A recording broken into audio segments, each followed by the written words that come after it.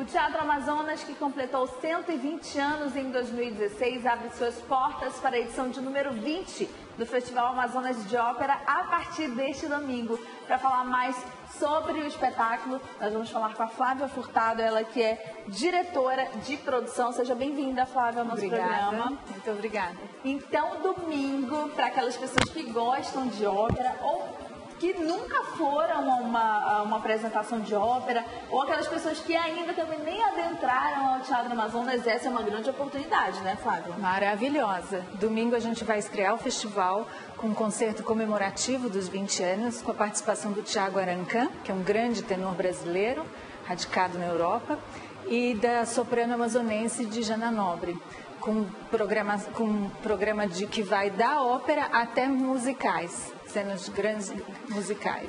E aí a gente está com um banner aqui com a programação completa do dia 7 a 4 de junho, Festival Amazonas de Ópera. E além dessa oportunidade que a gente falou, de você que de repente ainda não conhece o Teatro Amazonas poder conhecer, você vai ver e poder observar a apresentação de grandes nomes conhecidos realmente da ópera. Fala um pouquinho sobre a programação pra gente, Flávia. Bom, nós estreamos com o concerto de abertura, depois nós temos Tannhäuser, que é uma ópera de Wagner, talvez com uma das melodias mais lindas que Wagner já escreveu, é muito bonita. Seguimos com o Rei Davi, uma cantata sobre a história do Rei Davi, da Bíblia. Um concerto Farinelli, dedicado à música barroca, que vai ser também extremamente importante. E encerramos com a ópera Onde Vivem os Monstros, que é uma ópera infantil, que vai ter 8 restas no Teatro Amazonas, em 2 fins de semana, e que a criançada adora. Enfim. Eu imagino.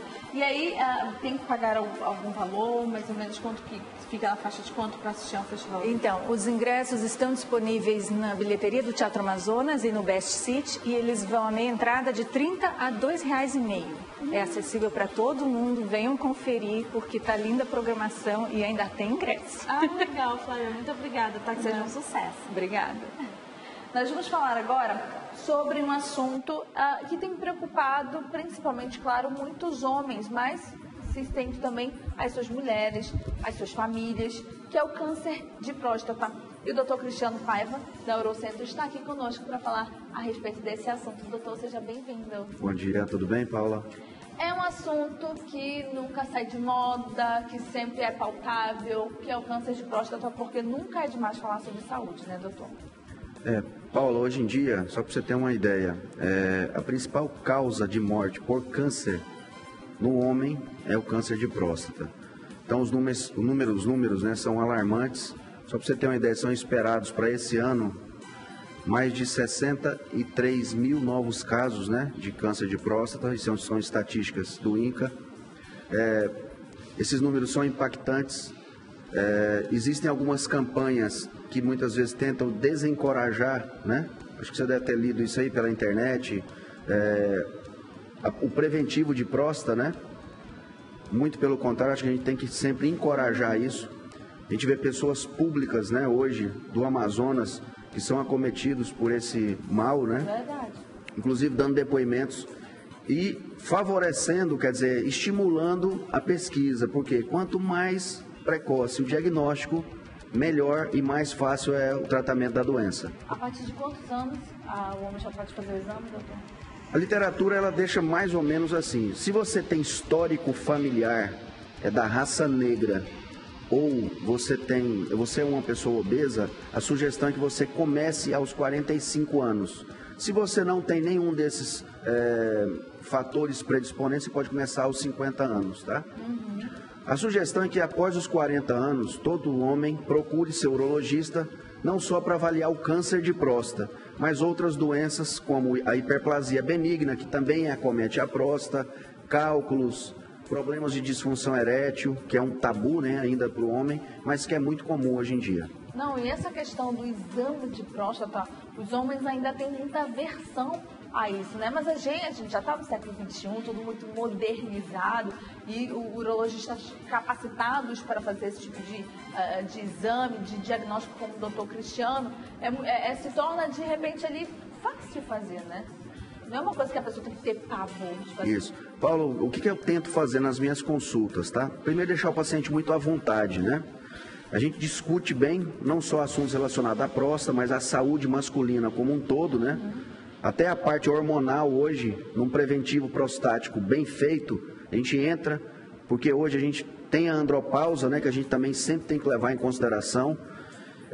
Mas em relação ao toque, hoje em dia, por campanhas, por oportunidade de estar aqui falando no seu programa, entendeu? Pelo estímulo das mulheres, que também cobram muito dos homens, né? Dos seus parceiros, esse cuidado, então hoje o homem chega com uma resistência muito menor do que no passado. E isso aí a gente só tem a elogiar. Não só atitudes como a sua, de me convidar para vir aqui no seu programa, mas campanhas de esclarecimento, o papel da mídia e, mais uma vez eu destaco, o papel das mulheres. É fundamental. É verdade. No dia que o doutor veio aqui, conosco, o estúdio lá em cima ainda, aí a gente tinha um casal de entrevistados. Aí logo na sequência terminou o programa. Paulinha, me passa o número daquele doutor que eu quero levar meu marido lá. Mas não é muito bom isso aí? Sim, porque já pensou, quando você tem alguém doente em casa, toda a família, todas as pessoas que moram ali naquela casa ficam fragilizadas e ficam doentes junto. Então é por isso que a gente incentiva realmente que os homens procurem, né, cuidar da sua saúde, fazer diagnósticos preventivos, porque a gente sabe que a mulher já faz, né?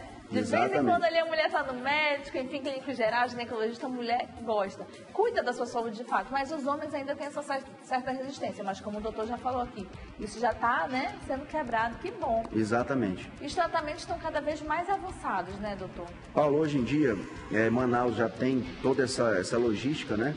Eu falo o seguinte, a única coisa que Manaus ainda não tem, que é o meu projeto, e se Deus quiser a gente vai conseguir isso aí, é uma plataforma robótica para fazer o tratamento do câncer, o tratamento cirúrgico, né? Pra você ter uma ideia, hoje, as cirurgias para câncer de próstata nos Estados Unidos, a grande maioria, eu posso até falar um número, 90% são por cirurgia robótica. Por quê? A chance de preservação, tanto do nervo da ereção, que é um dos cuidados que a gente tem, quanto do músculo que controla a continência urinária, a literatura deixa bem claro isso, são um pouco melhores na cirurgia robótica e isso aí é muito importante. Segundo, a recuperação é infinitamente mais rápida do que da cirurgia aberta ou convencional, né? Os pacientes retornam às suas atividades mais cedo e isso aí é muito importante para quem sofre esse tipo de tratamento. Porque a pessoa já está fragilizada, foi um comentário que você fez. A família também. Então, se o paciente demora a recuperar, muitas vezes precisa de uma UTI, precisa de receber sangue, isso aí não é bom. Então, se eu posso minimizar isso aí com um tratamento robótico, eu acho que vale o investimento. Doutor, agora uma curiosidade minha mesmo. Os homens que lhe procuram, as famílias que lhe procuram, quando o senhor vai fazer o exame, normalmente eles apresentam já o início, vamos supor assim, do câncer de próstata ou não? Isso daí não? Paula, sua pergunta é fantástica. Geralmente, quando eles me procuram, entendeu?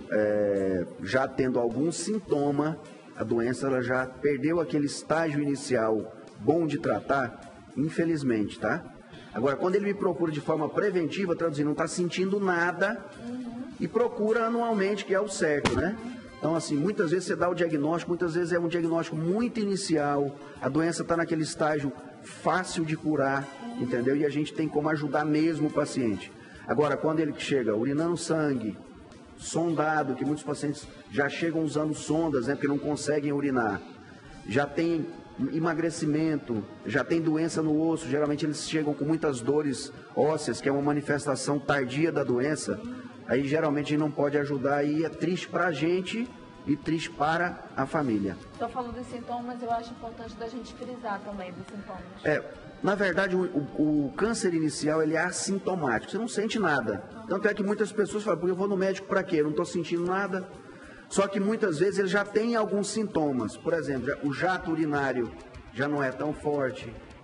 Ele acorda mais de 2 vezes à noite para urinar. Quando ele vai urinar, muitas vezes a urina sai um pouquinho escura, sugestiva de sangramento. A potência, muitas vezes, já está alterada, porque o tumor encosta no nervo e já começa a prejudicar a potência. Então, esses são sintomas que podem acontecer geralmente muito brandos, e se a pessoa não procura e deixa passar o tempo, os sintomas eles se intensificam e a doença já está avançada. Então, gente, a nossa dica para hoje, assim, para a vida é procure um médico. Mulheres, homens, procure seu médico, faça ali exames de rotina, como o doutor falou, vá anualmente ao urologista também, que é de extrema importância, né? Você já pensou chegar aí com o doutor fazendo exame ali, tudo que é bom prevenir, né? Como é? Melhor Muito prevenir bom. do que remediar. Então pronto, aí com o diagnóstico precoce é fácil de tratar, fácil de resolver e grandes chances de cura. Doutor, muito obrigada, tá? Obrigado a você mais uma vez pela oportunidade. Nós vamos seguindo para o intervalo comercial e como hoje é sexta-feira, e sexta-feira é dia de muita alegria, que principalmente já nesse finalzinho de programa, a gente vai ter música e muito arrocha com Henrique Arrochou para vocês, tá? Daqui a pouquinho.